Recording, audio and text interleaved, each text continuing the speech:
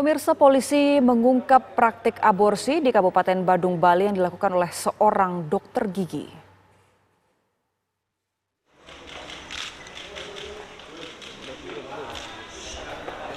Pelaku adalah Ketut Ari Wiantara, seorang dokter gigi.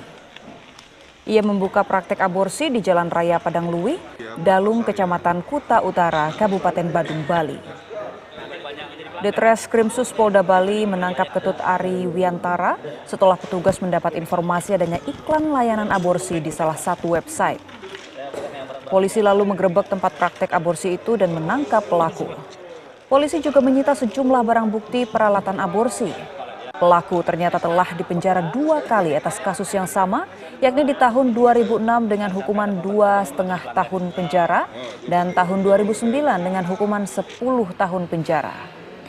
Pasien pelaku kebanyakan merupakan pelajar, mahasiswi yang hamil di luar nikah. Setiap kali aborsi, pelaku memungut bayaran 3,8 juta rupiah.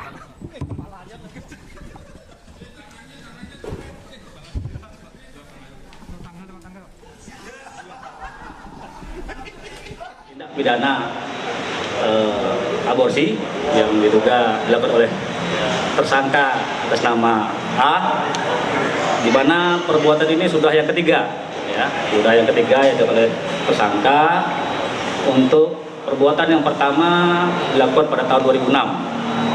Untuk tindak pidana tersebut, yang bersangkutan sudah divonis dan diputus hukuman 2,5 tahun penjara.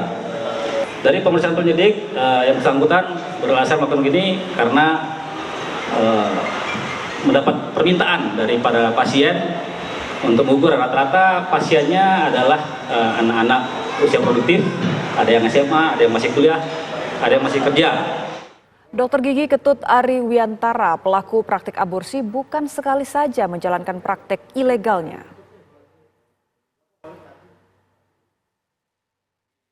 Informasi yang kami kumpulkan dari Polda Bali menyebutkan Ketut Ari sebelumnya pernah melakukan praktik aborsi pada tahun 2006 lalu.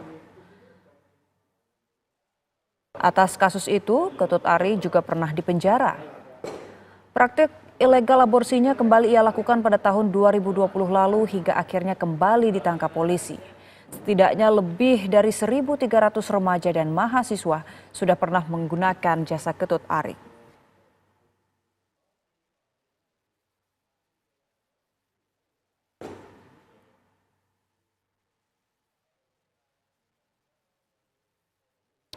Lalu bagaimana kasus ini bisa terungkap oleh pihak kepolisian? Kita bergabung dengan rekan kami Aris Wianto yang berada di Bali. Selamat pagi.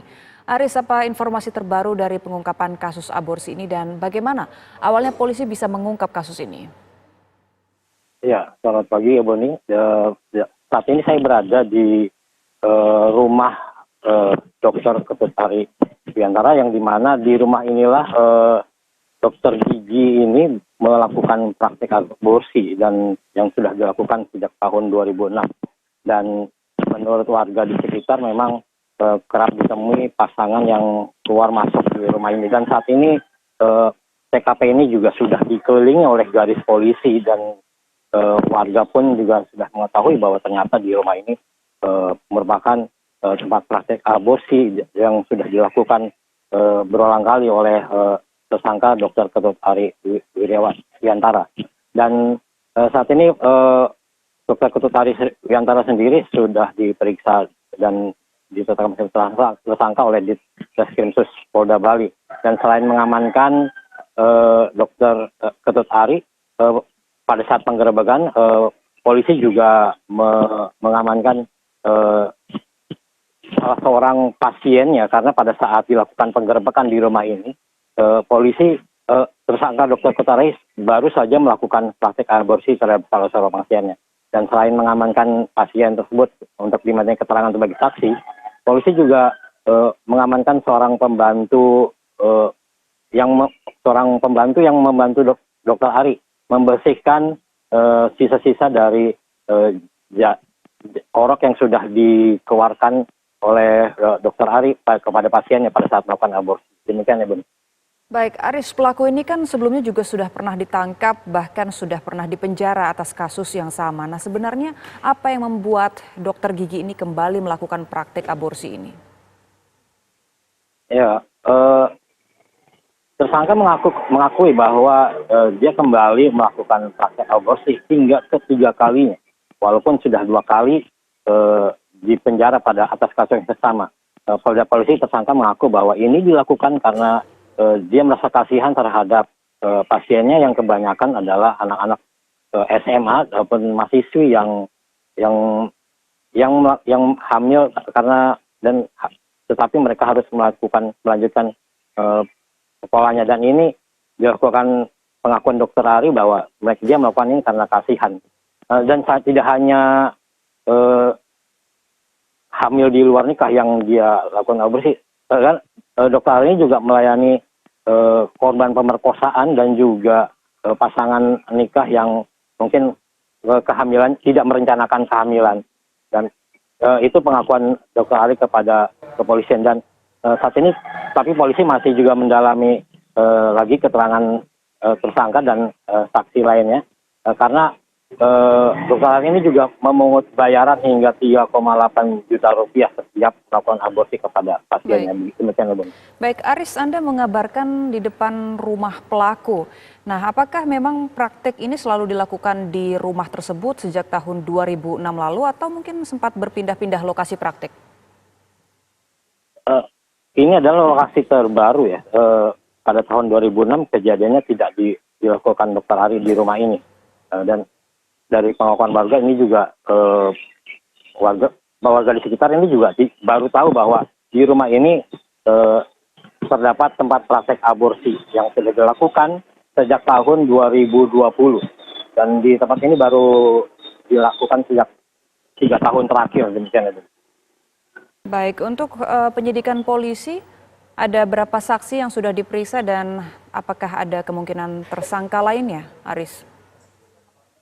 Ya, saat ini polisi baru memeriksa 1 orang pasien yang ditemukan pada saat polisi melakukan penggerebekan, dan juga seorang pembantu rumah tangga yang kerap membantu dokter Ari setiap melakukan aborsi dengan membersihkan sisa-sisa aborsi pada saat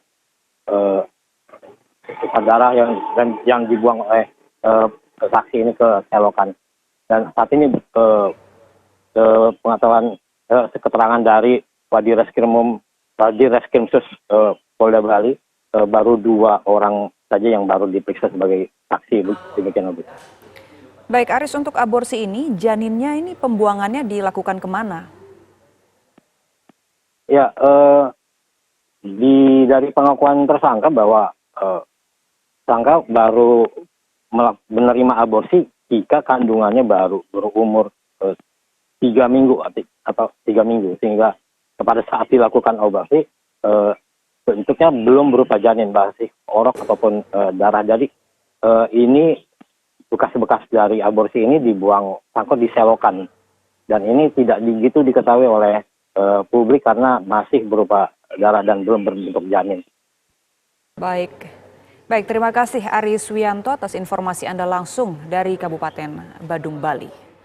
Kita ke kabar selanjutnya, pemirsa. Komisi Pemberantasan Korupsi KPK menetapkan Kepala Bea Cukai Makassar Andi Pramono sebagai tersangka penerima gratifikasi. Dipertemukan dalam acara yang insya Allah diberkahi dan penuh manfaat ini. Andi Pramono menjadi sorotan berawal dari media sosial yang terlihat mengenakan barang mewah. Tak hanya Andi, anaknya juga kerap memamerkan foto-foto dengan pakaian dan kehidupan yang mewah. Dari LHKPN yang dilaporkan ke KPK, harta Andi tercatat sekitar 14,8 miliar rupiah. Tersangka juga dicegah ke luar negeri selama 6 bulan mulai kemarin hingga 15 November 2023.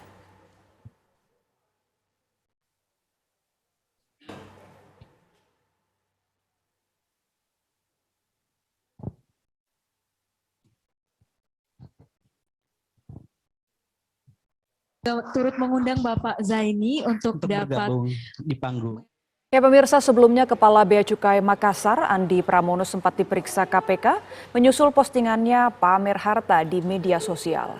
Andi Pramono kian disorot saat anaknya juga ikut pamer barang-barang mewah di media sosialnya.